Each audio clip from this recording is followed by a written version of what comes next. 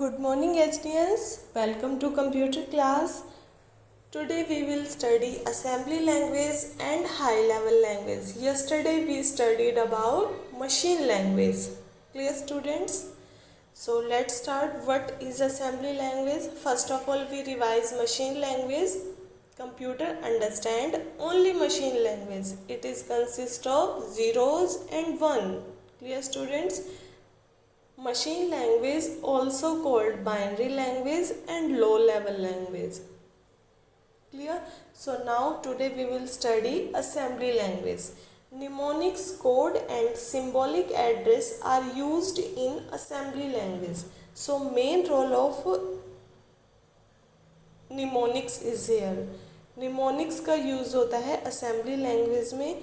जो निमोनिक्स में क्या क्या होता है, कोड होते हैं और सिंबल्स होते हैं। Clear students?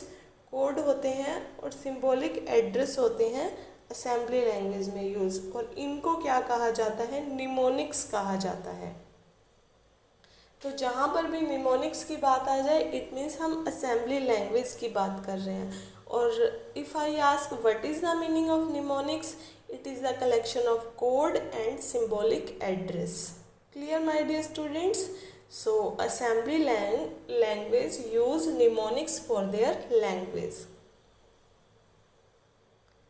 This help to simplify the hectic process of writing program. जैसे कि हमने मशीन लैंग्वेज में अंडरस्टूड किया था जिसमें ज़ीरो और वन ही थे। अगर हमने ए अल्फ़ाबेट लिखना है तो उसमें 0 0 0 1 0 1 लिखना पड़ेगा। तो ये बहुत एक हैक्टिक प्रोसेस होती है मशीन लैंग्वेज में किसी प्रोग्राम को राइट करना। लेकिन अगर हम यहाँ पर असेंबली लैंग्वेज में काम करना शुरू कर दें तो इट हेल्प टू सिंप्लीफाई कर देता है, थोड़ा आसान कर देता है उस हैक्टिक प्रोसेस को, उस मुश्किल प्रोसेस को, प्रोग्राम को राइट करना। Clear students? Generally assembly language program are written in modules मतलब हम छोटे छोटे पार्ट्स में प्रोग्राम को लिखते हैं और बाद में उसे असेंबल कर देते हैं, इकट्ठा कर देते हैं। जैसे कि अगर हमारे पास बहुत सारा काम है, मैं उसको मॉड्यूल में डिवाइड कर दूँ, थोड़ा काम एक स्टूडेंट को दे दूँ, थोड़ा सा काम अनदर स्टूडेंट्स को दे दूँ। इस तरह से अगर मैं काम डिस्ट्रीब्यूट कर देती हूँ तो वो मेरा मॉड्यूल में हो जाता है काम, और बाद में मैं उस काम को मर्ज कर देती हूँ, इकट्ठा कर देती हूँ, तो मेरा फाइनल एग्जीक्यूशन कर सकते हैं। यही ये असेंबली लैंग्वेज में कहने को बता रहा है कि assembly language program are written in modules, छोटे छोटे पार्ट्स में भी अपने काम करता है, and put together for the final execution, और बाद में ये फाइनल एग्जीक्यूशन कर देता है सबको इकट्ठा करके। Clear? Computer can understand machine language only further. तो मैंने आपको ये भी बताया था कि कंप्यूटर सिर्फ मशीन लैंग्वेज को ही अंडरस्टैंड करता है।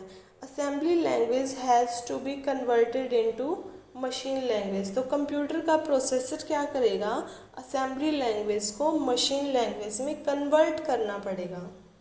तो इसके लिए जो कन्वर्टर होता है वो असेंबलर यूज़ होता है। Assembler is required to convert assembly language into machine language. Clear my dear students? assembler, what is assembler? Your question comes here, what is assembler? Assembler is required to convert assembly language into machine language. Clear? You have to remember this line. If you are working with assembly language, if you are reading with assembly language, you should know about mnemonics. Clear? And you also should know about assembler. Assembler क्या करता है, assembly language को machine language में convert कर देता है, because your computer understand only machine language. Clear my dear students? So let's continue. Time required to writing this assembly language program are much longer. जो time चाहिए assembly language program में वो ज़्यादा लगता है, लेंथी प्रोसेस है। Clear? These program had limited application. कुछ limited ही एप्लीकेशन हैं जो असेंबली लैंग्वेज में काम कर सकती हैं। As they were specific for different process, और वह कुछ काम ही कर सकती हैं, सभी काम नहीं कर सकती। तो ये इसके कुछ डिसएडवांटेज ले सकते हो आप असेंबली लैंग्वेज के, लेकिन ये आपकी मशीन लैंग्वेज से इजी है। Clear? This is all about your assembly language. So now we will learn what is high level language. First of all हम नहीं समझते कि हाई लेवल लैंग्वेज क्या होती है। हम स्टडी करते हैं कि फ़ायदे क्या हैं हाई लेवल लैंग्वेज के। Commands are written in simple English language. जो कमांड्स हैं हाई लेवल लैंग्वेज में वो इंग्लिश लैंग्वेज में। ये तो आसान है हमारे लिए बिकॉज हम इंग्लिश लैंग्वेज से अवेयर हैं, हम जानते हैं इंग्लिश लैंग्वेज क्या है, तो ये काफ़ी इजी हो गया हमारे लिए। Knowledge of hardware and binary arithmetic is not required. इसमें क्या कहा गया है, अगर हम हाई लेवल लैंग्वेज पे काम कर रहे हैं तो हमें ज़रूरी नहीं है कि हमें हार्डवेयर और बाइनरी लैंग्वेज की नॉलेज हो, तो ये तो और भी इजी हो गया। Program are not restricted to a particular machine only. अगर हम एक प्रोग्राम को एक कंप्यूटर में चला रहे हैं तो हम उसी प्रोग्राम को दूसरे कंप्यूटर में भी चला सकते हैं। ये रेस्ट्रिक्टेड नहीं होता कि आपका ये प्रोग्राम इसी मशीन पे चलेगा, वो प्रोग्राम आपका सभी मशीन्स पे चल सकता है अगर आप हाई लेवल लैंग्वेज प्रोग्राम लिख रहे हो तो। Clear? And last point is program required less time and efforts for coding. इसमें कम टाइम लगता है और कोडिंग एफर्ट्स भी कम है, सीखने में भी कम टाइम लगता है हाई लेवल लैंग्वेज को। तो ये आपके एडवांटेज हैं हाई लेवल लैंग्वेज की। First line comes in the high level language, it is very convenient for an operator for instruction of a computer.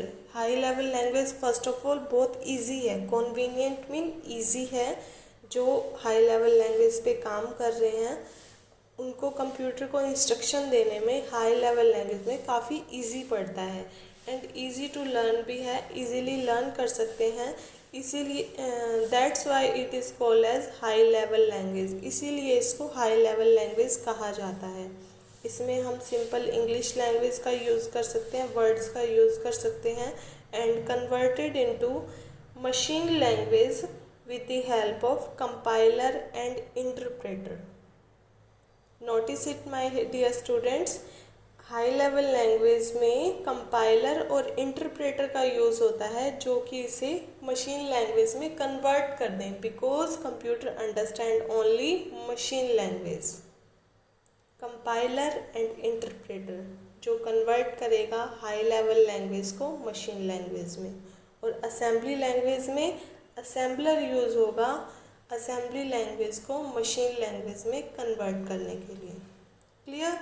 This is for you today, my dear students. Have a good day.